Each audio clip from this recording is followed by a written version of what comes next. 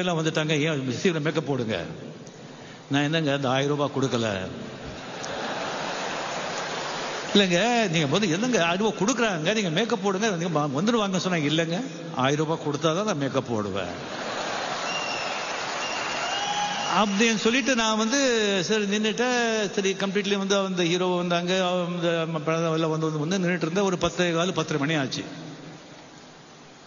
டக்குன்னு சொல்லி white அம்பாசிடரில் car ஃபாஸ்ட்டாக வந்து நின்னது. டோர் திறந்து அந்த ப்ரொடியூசர் கீழே இறங்கினாங்க. கீழே இறங்கிட்டு எடுத்த உடனே, என்னடா நீ என்ன பெரிய பெரிய பெரிய ஆர்டிஸ்டா, பெரிய ஹீரோவா, இப்போதான் வந்திருக்கேன், 4-5 படம் பண்ணியிருக்கேன், என்ன படம் கொடுக்கல, மேக்கப் போட மாட்டியா? உங்களெல்லாம் எத்தனை பேர் பார்த்துருக்கேன்டா, ரோட்ல அலையண்டாதீங்கெல்லாம், கேரக்டர் கிடையாது, ஒன்றும் கிடையாது, போடா. நான் வந்து என்னங்க நீங்க தானே சொன்னீங்க, அதனால நிற்கிறேன்னு சொன்னா, வீட்டுக்கு போ, கேரக்டர் கிடையாது. சரி ஓகே, கார் கொடுங்க, கார்லயே போறேன்னு சொன்னா, கார் எல்லாம் கிடையாது, அதுக்கே நீ வாடகை கொடுக்கணும், நடந்தே போடும் அப்படின்னு சொன்னாங்க. என்கிட்ட உண்மையாவே பணம் கிடையாது, பாக்கெட்ல பணம் வச்சுக்கல. இந்த மாதிரி நான் என்ன தப்பு பண்ணேன், இவ்வளவு அவமானப்படுத்தாருன்னு சொல்லிட்டு ஏவிஎம் ஸ்டுடியோல இருந்து அப்படியே நடந்து வர்ற செகண்ட் வீக் 16 வயதுல இது எப்படி இருக்கு அப்படின்னு சொல்லிட்டு போட்டு போஸ்டர் எல்லாமே நடந்து இதே மைண்ட்ல ஓடுது. அந்த பஸ்ல போறவங்க எல்லாம் இது எப்படி இருக்கு, இது எப்படி இருக்குன்னு கேக்குறாங்க. எனக்கு வந்து இப்படி நடந்து போயிட்டு இருக்கு, இதை பார்த்து சொல்றாங்க அப்படிங்கிறது என் மைண்ட்ல. பின்னாலே ஒரு 4-5 பேர் பரட்ட இது எப்படி இருக்குன்னு வர்றாங்க. என் மைண்ட்ல எல்லாம் என்ன ஓடுதுன்னா, இதே கோடம்பாக்கம் ரோட்ல ஃபாரின் வண்டி எடுத்துக்கிட்டு அந்த கார்ல இருந்து கால் மேல கால் போட்டு உட்காந்து இதே ஏவிஎம் ஸ்டூடியோல அதே ஃப்ளோர்ல வந்து போகலன்னு சொன்னா, நான் ரஜினிகாந்த் இல்ல. கரெக்டா வந்து 2.5 வருஷத்துல வந்து ஏவிஎம் செட்டியாருக்கு வச்சிருந்த இட்டாலியன் ஃபியட் வண்டி 4.25 லட்சத்துக்கு வாங்கினேன். வெயிட்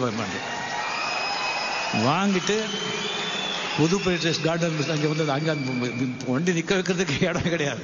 அங்கே நிற்க வச்சுட்டு நம்ம முரளி என் ஃப்ரெண்டு கேட்குறாரு, என்னப்பா டிரைவர் இல்லை, இந்தியன் டிரைவர் வேண்டாம், ஃபாரின் காருன்னா ஃபாரின் டிரைவர் தான் வேணும்,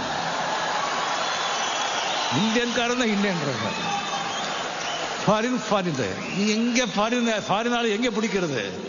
அவர் 10 நாள் ஆச்சு, 15 நாள் ஆச்சு. அதுக்கப்புறம் ஒரு 6 feet ஆள் கொண்டு வந்தாங்க, ராபின்சன் அப்படின்னு பேர். அவர் கூலிங் கிளாஸ் போட்டு வந்தாங்க, ஆங்கிலோ இந்தியன். ஆமா எஸ், நீங்க டிரைவர், பட் யூனிஃபார்ம் வேணும், கொஞ்சம் இருங்க அப்படின்னு சொல்லி பக்கத்திலே கலாக்கேந்திர ஆழ்வார்பேட்டை ஆபீஸ் இருக்கு, அந்த டிரைவரே வர சொன்னேன். இவருக்கு வந்து நல்ல uniform with belt, with shoe, with cap அப்படின்னு சொல்லிட்டு நெக்ஸ்ட் டே மார்னிங் ஒரு 8 o'clock 8:30 ராபின்சன் ரிப்போர்ட்டிங் சார் அப்படின்னு சொல்லி, ஓகே கமான் அப்படின்னு கார் கிட்ட போய், yes sir where are sitting sir, front seat or back seat sir, back seat, yes sir அப்படின்னு சொல்லி கம்ப்யூட்டர் தொப்பி கழுவிட்டு, தொப்பி அப்படியே கழட்டி பாதி பெண்டாய் டோர் திறந்து, ப்ளீஸ் சார், எஸ் அப்படி உட்காந்து விடுறா வண்டியா ஏவிஎம்.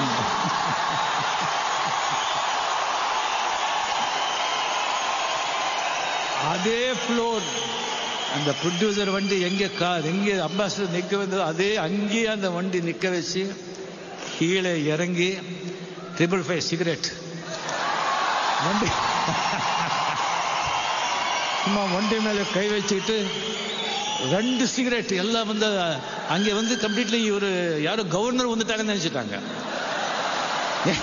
என்ன கம்ப்யூட்டர் இந்த கேப்பு கீப்பு திசைகள்லாம் வந்த உடனே யாரும் வந்துட்டாங்க சொல்லி பார்த்தா, நாம வந்து தம்மெல்லாம் அடிச்சுட்டு எல்லா இடத்த பார்த்து கேபி சார் ஆழ்வார்பேட்டுக்கு அங்கே ஸ்டேட்டாக போனேன். அங்கே போயிட்டு, சார் கார் வாங்கியிருக்க, நீங்கள் வந்து தொட்டு ஆசீர்வாதம் பண்ணணும். சரிப்பா இந்தப்பா அப்படின்னு வெளியே வந்தாங்க. வந்து பார்த்தா ஒரு காரு பார்த்தாங்க, காரை விட ஜாஸ்தி ராபின்சன் தான் பார்த்தாங்க. ராபின்சன் பார்த்து, எந்தப்பா? Yes sir, foreign car, foreign driver sir. நல்லா இருக்குப்பா, நல்லா இருக்கு, சரி ஷூட்டிங் இருக்கா அப்படின்னு சொல்லும்போது எனக்கு பயம். இந்த ராபின்சன் வந்து அதே மாதிரி எஸ் சார் பெண்ட் பண்ணி எங்கே அடிக்கிறானோன்னு சொல்லி பயம். அவர் அதுக்கு ஒரு யூஸ் ஆயிட்டாரு. பாலச்சந்திரன் நிற்கிறாரு. நான் உட்காரும் போது அப்படியே வந்து டோர் திறந்து எஸ் சார் அப்படியே எடுக்கிறாங்க. எனக்கு உடம்புல வந்து பாம்பு தேடெல்லாம் ஓடுற மாதிரி இருக்கு எனக்கு.